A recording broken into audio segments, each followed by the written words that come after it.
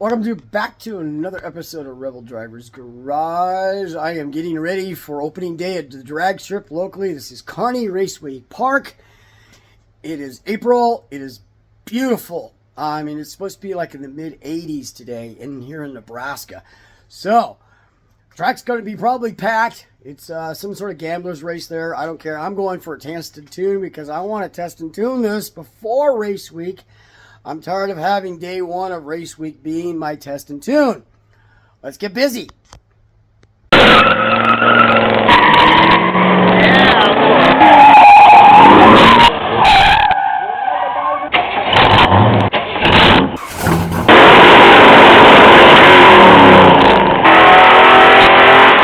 Last night I came home from work and I jacked it all up and I changed the oil. I didn't bother to put it on camera. I had a case of this Blueprint Engines hot rod oil or whatever the hell it is, crate engine oil. Still lying around, so I used that. The oil I've been running in is Shell Rotella 1530. This kind of stuff. Yeah. Or 1030. Put a K&N filter in it. You know, this is the oil I took out. It's pretty black. It's been in there probably since last year. The filter's okay. I did run the oil through a paint filter. What did I do with that? I threw it here in the garbage. Yeah, I threw it in the garbage. So if you ever drain oil and you want to see what's in there, there is dirt and muck and stuff in there. But no metal shavings. And my old drain plug also has it's a magnetic. It's kind of cool. You pull out the drain plug and stick it to the bottom of the oil pan while it's draining, then you don't lose it. So, but I now have to clean up my only big drain pan here in order to get the antifreeze out of the car, because tracks really don't like it if you spill antifreeze all over their track. So, and it's running like a 50-50 mix, because you know what, this is Nebraska and it gets cold here in winter.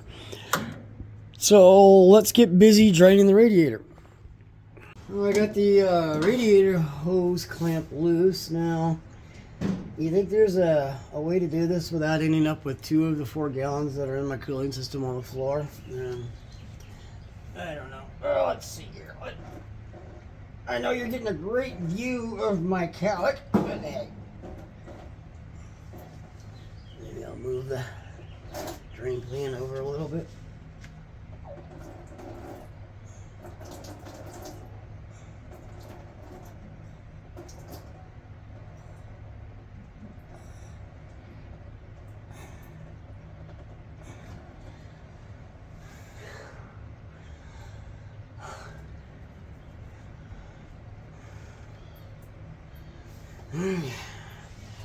I'm at the end.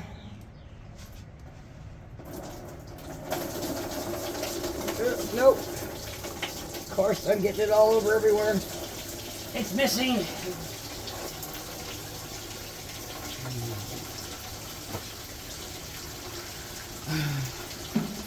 Total fail.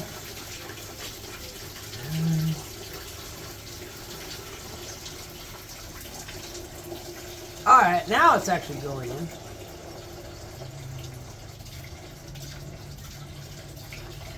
I only got like a gallon on the floor. Jeez.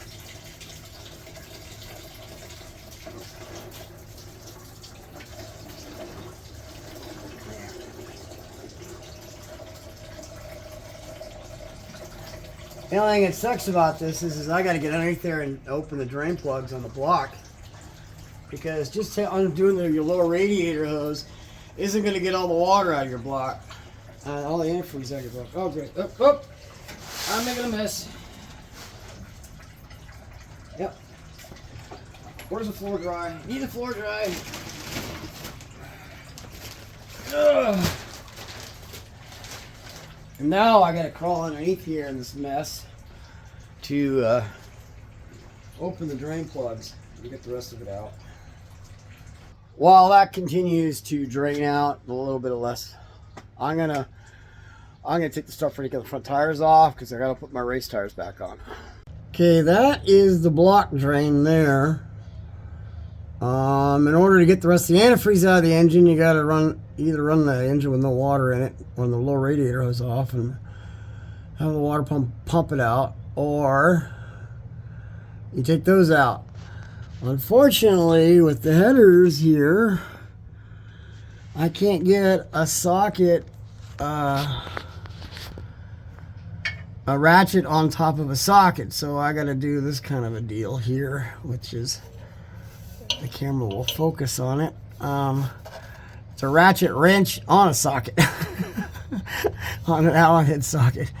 I gotta put down the camera because I gotta work with both hands here. As you can see, it's finally draining. This side's a lot easier to do, but I still made a mess. Thinking about putting petcocks in the block, make it a lot easier. But as usual, no matter where the drain hole is, it's always going to like come pouring out and hit something like your steering linkage and go splattering all over the place. So, which is what it's been doing to me today. I got antifreeze in my hair already.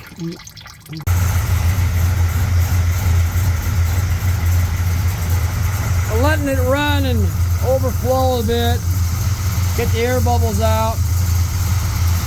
The thermostat has what they call a jiggle pin, which has like a bleed hole, lets air out before it actually opens.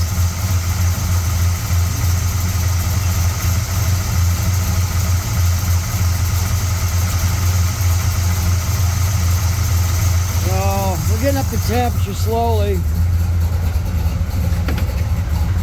Where are we? 150. I don't have the fans on yet. I wanted to get up the temperature faster.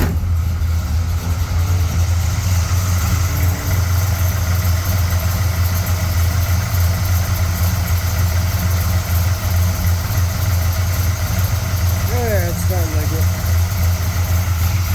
Alright, now she's going down.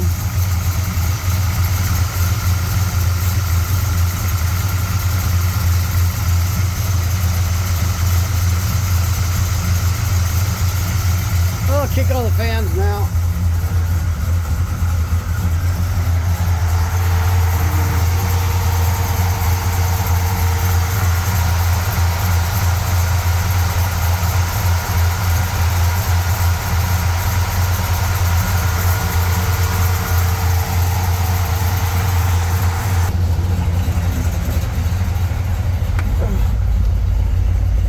If you're refilling your radiator and you're letting it warm up and you're watching the temp kind of go spiking back and forth and you're freaking out, what it really is happening is that there's steam pockets, the hot air pockets of really hot air and steam going past the temperature sending unit, and it's pushing it out, and that's why it would cause your temperature to go up and down like a yo-yo. As you can see, it's kind of settled in here at 160. This is supposed to be a 180 thermostat, but it runs mostly at 160 for some reason in this system. But I think she's pretty good. I'll take a gallon of water to the track with me and top it off once I get there. So my back tires are Mickey Thompson ET Street SS's. Not the right tire if you're running a stick shift. So everybody tells me. I'm torquing these to 90. Probably would help if my car was in gear.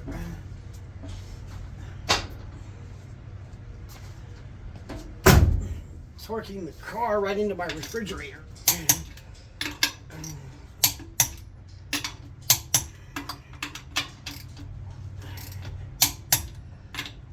These sidewalls, I guess, are too stiff, and it doesn't allow the shock of a stick shift being with the clutch being dumped. I have them. I might as well use them. They're 2021s. I need to use them up anyway, so next time I'll buy what I should be buying for this car.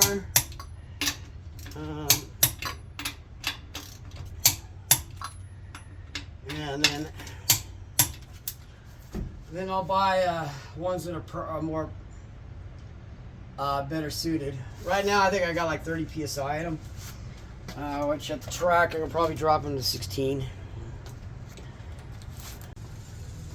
Alright, I'm going to check the timing before I go. I also removed the washer filler bottle and the reservoir bottle, the gloss bottle that these cars came with in 65. And I'm in the process of fixing the windshield washer pump. That'll be on another video, and I'll show you guys how I do that.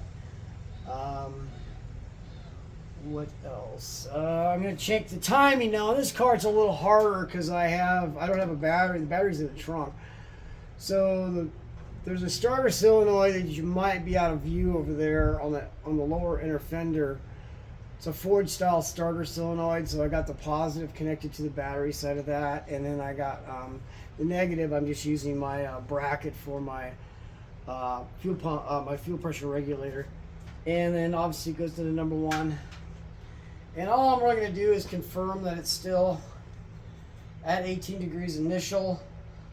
It's right now. That way I know it's where it's supposed to be. There's a timing tape on the balancer, or timing marks on the balancer. At least it used to be. It's been a while since I looked at it.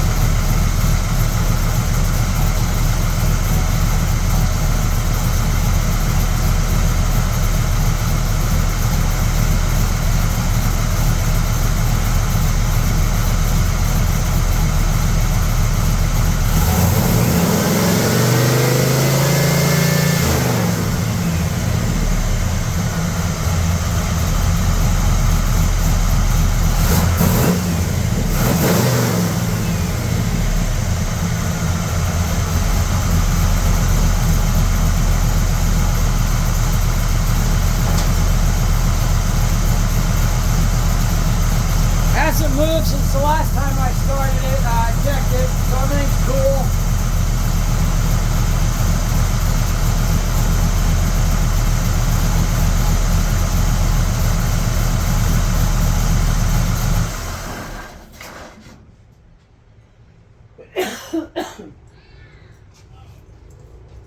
Alright, so I think I'm ready now. I just need to, all I'm going to do now is load the car and go to the track. It's good to have like a checklist. If you don't have a checklist for one of your track days, you can always end up forgetting something, and you're always borrowing something from somebody, and you know, I don't like to be that kind of an inconvenience to other people. One of the things I am taking with me to the track is my timing light, in case I want to adjust the timing. It's pretty ideal. The way I have the distributor set up right now is 18 degrees initial timing for a total of 36. And the distributor, it's an MSD ready to run distributor, which I recurved using their kit that comes with the distributor. So it has like the black bushing and that kind of stuff in it. So I think we're pretty all ready to go. I'm just gonna start loading stuff up on the car, cleaning out anything I don't want in the car, like floor mats and stuff I don't want in the car when I'm racing. All right, so this is the Kearney Raceway Park. It's a small little track. It's great. Rocky Mountain Race Week comes here a lot. Hopefully next year they'll be back. Usually not filming too much here because they play the local radio station when they're not racing. So they're kind of quiet right this second, so I can get away with it. Support your local tracks, man.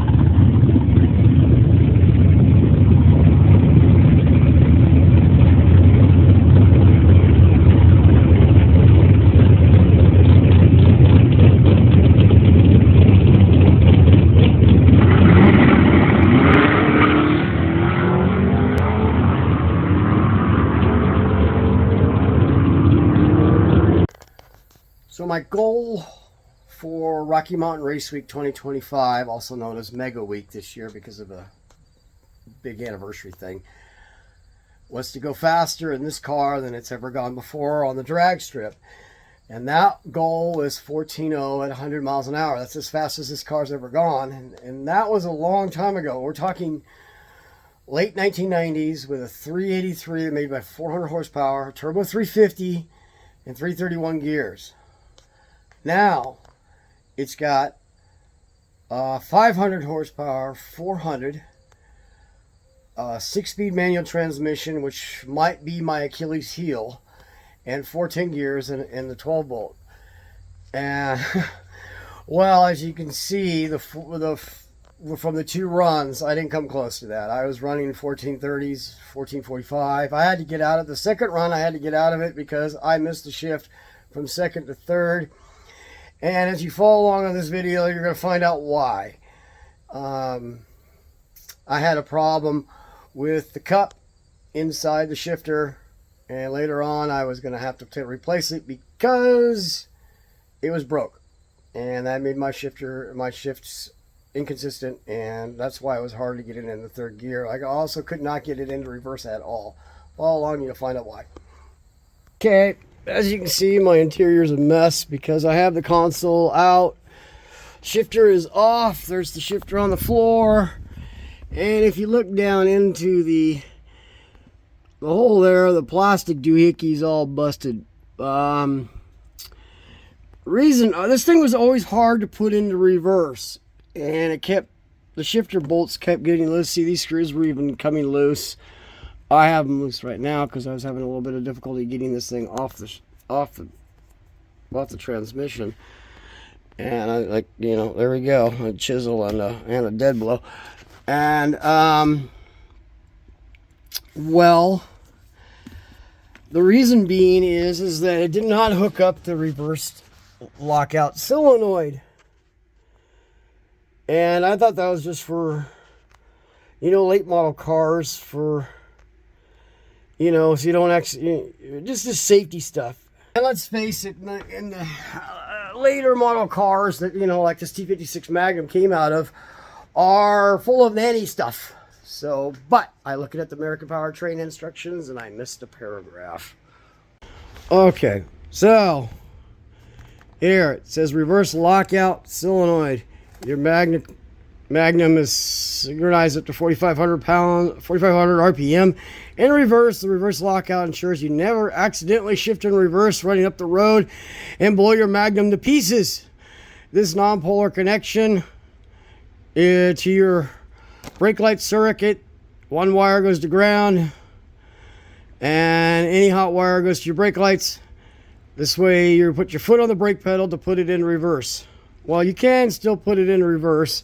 It's just that you're fighting the spring in the reverse lockout solenoid, which is on the side of the transmission on the tail shaft housing, and in this car is impossible to get to without dropping the transmission down. Well, I'm in the process of dropping the transmission down. I forgot that I gotta disconnect my exhaust in order to do so that's about as far as it goes down. As you can see, I'm stabbed by my own glasses. The reverse lockout, come on, Scott. Reverse lockout switch, I'm getting hung up on the brake cable here, is right there. And the nut or the bolt that holds it on is above it. And it's wedged, when this thing is all the way up, it's wedged into the trans tunnel, because this transmission is enormous compared to a TKX 5-speed or your basic Muncie. So I can get it to this engine, the transmission to drop way down, but I forgot I got to disconnect the exhaust first. So that's what I'm going to do first this morning, is disconnect the exhaust. Okay, here is the reverse lockout solenoid out of the transmission. Now, the American Powertrain includes the little plug wire that goes to it. Here it is. Right, and you're supposed to connect it to your power on your brake light switch, and then the one side goes to ground. and when you hit your brakes, it pulls this back plunger back to make it easy to go into reverse. But there is a spring in here, and you can force it into reverse, but I don't you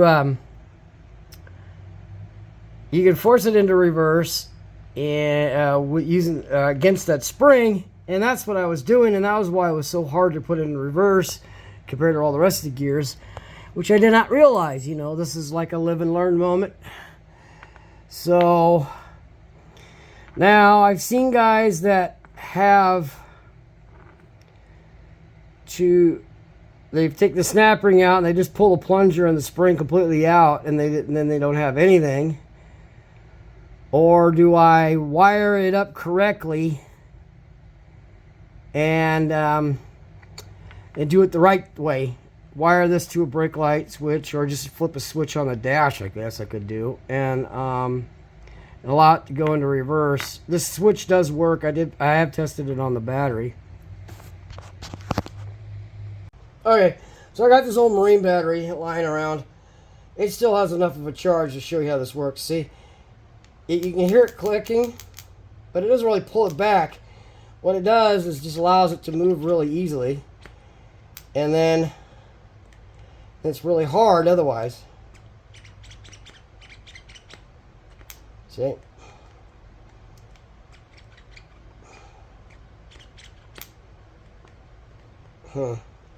Anyway, do I pull the plunger and just and put this back in without it gutted, or do I hook it up correctly and do some more wiring on my car? So this is where I've been for the last couple hours, and if you don't think I look comfy, because I am not. I've been working underneath the dash doing two things. I've been wiring the switch for the shifter, the reverse lockout solenoid, and I'm connecting that to the brake pedal light switch. So what it does is it goes between the it's basically connected to the wire that goes out to the brake lights. So when you push the pedal, all right, push the pedal, the power goes to the solenoid, unlocks it, and makes it easier to get in reverse, right? Okay. Then the other thing I'm doing is a neutral safety switch for the clutch pedal. And that's what I've been cussing about for the last 2 hours. As you can see, my head is red from frustration and anger. And I'll show you why I've been like, see, I'm underneath the dash here.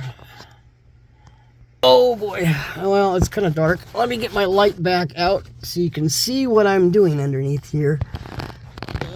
Can you even see it? Well, fudge. Oh, where is it? Oh, there it is. There's that little gray thing up there, if I can focus on it. Up there. That little gray thing is a switch that it's like a rocker switch. If I can get a better shot of it, I will. There's all the wiring up and crap up in here. Hang on, let me just try. Okay, you see that rocker switch there? That little gray thingy behind the clutch pedal thingamabob. That is a switch, and here the wiring going down here. Right there, it's a 4-wire. It's from Omron, and it's a rocker switch, and you can set it up to do a bunch of different ways. That's why there's 4 wires on it. You can have it giving power when the switch is in the resting position, and then you can give it power when it is not in the resting position, so when you move it. And that's what I'm going to be doing here. And all I'm going to be doing with this is connecting 2 of those wires. I got to figure out which one's which, and I'm going to put them in between the wire that goes from the ignition switch, which is this big red wire right there. And the big red wire right there goes from the ignition switch, which is normally purple in your car if you're in a 60s or 70s Chevy. to the starter solenoid under the hood. So I have to press the clutch pedal to get this. That's hard to do when you're with my arm. I have to press the clutch pedal for the starter switch to work. That is the idea. It's safety. It's nanny stuff, in my opinion. And oh, look at that, it broke. Oh, isn't that lovely? And I've been having the last 2 hours trying to get that thing up there in the dash with my right angle drill and a screw, and I have like this old asbestos falling in my face. I've already gone over to the air compressor and blown the dirt off my face twice because I don't want to inhale that crap. And then, but yeah, like it's a safety issue it's for racing. You know, you got to have a neutral safety switch, and if you have a stick shift car, you can't start the car without the clutch pedal in. That way you don't run over the guy at the starting line with your car when you go to start it. Because I guarantee you, this rule is there because somebody did. On this car, I have a Ford starter solenoid on the inner fender that goes over to the starter there. And the reason why I have that is because I have the battery in the trunk.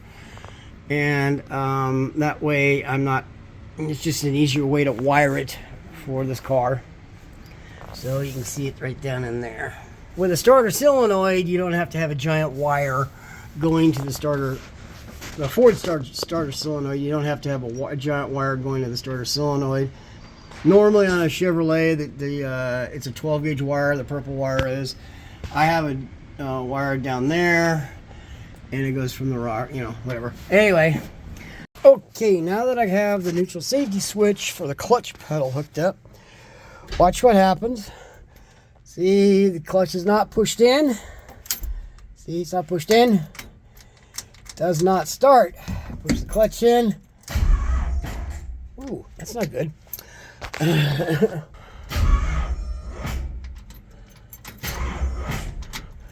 Wow. Wow, now it started.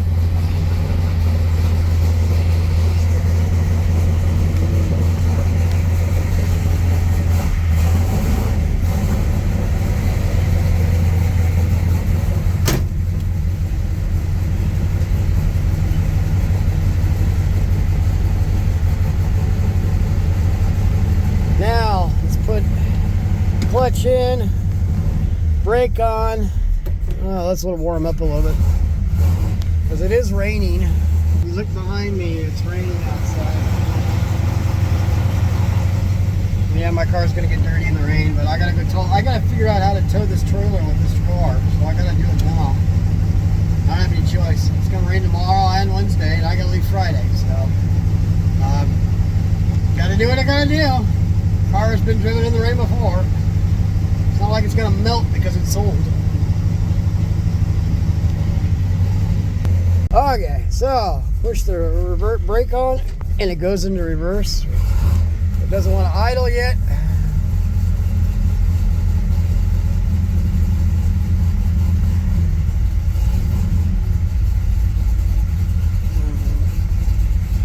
I still have to figure out how to put all that crap in my trailer and have it balanced correctly. Yeah. It's a little hard to tell, but there's a trailer back there. It's kind of blending in with the cloudy, rainy day. Yeah, I'm driving my 65 Impala with a trailer in the rain. Gotta do what I gotta do.